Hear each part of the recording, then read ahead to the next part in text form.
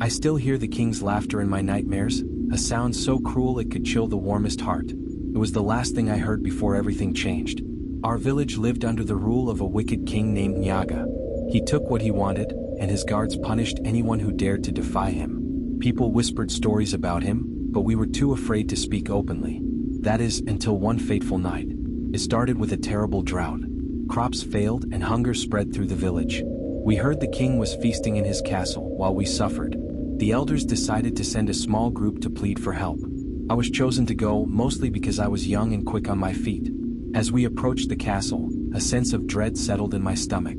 The path was twisted and dark, the trees closing in around us like hands ready to grab. We reached the gates and they creaked open as if they were alive, welcoming us into a nightmare. Inside we found the king surrounded by lavish food and laughter. It felt wrong to see him so happy while we were starving. When we approached, he looked at us with a smile that didn't reach his eyes. "What do you want?" he asked, his voice smooth but dripping with malice. We explained our plight. The king listened, but I could see the glint of something dark in his gaze. He promised to help, but only if we offered him a tribute, a young girl from our village. I felt my heart drop. How could we trade one suffering for another? The elders hesitated. Finally, one brave woman spoke up, "We cannot give you our children." The king's expression changed instantly. The laughter faded, replaced by a cold fury. He leaned forward, his eyes narrowing. "Then you will all suffer." Suddenly, guards surged forward, grabbing us. I was terrified, but in that moment, something inside me snapped. I shouted, "No, we won't be silent." My voice shook, but I pushed on. "You think your power will protect you? One day it will break." The king laughed again, but it was different this time. It felt like a storm was brewing. He waved his hand and the guards took us away, locking us in a dark cell. I heard the king's voice echoing down the hall, promising to make an example of us. Days turned into nights in that cold cell. We talked in whispers, planning our escape. The king thought he had won, but we weren't beaten yet. We waited for the right moment. Then one stormy night, the castle was thrown into chaos.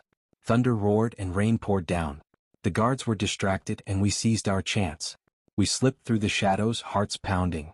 We made it to the castle gates, but they were locked tight. Just then we heard footsteps behind us. The king had found us. His eyes gleamed with anger and he raised his hand ready to strike. But before he could act, the ground shook. A flash of lightning illuminated the scene, and for a brief moment, I saw fear on his face. It was as if nature itself was against him. In that instant we pushed through the gates and ran into the storm. I didn't look back. The wicked king's laughter faded into the distance, swallowed by the thunder. We made it back to the village and shared our story. The people listened, their eyes wide with fear and anger. They realized they weren't alone in their suffering. Nyaga was not invincible. The storm that night marked the beginning of our rebellion. Together we stood against the wicked king. And while I still hear his laughter in my dreams, it no longer frightens me.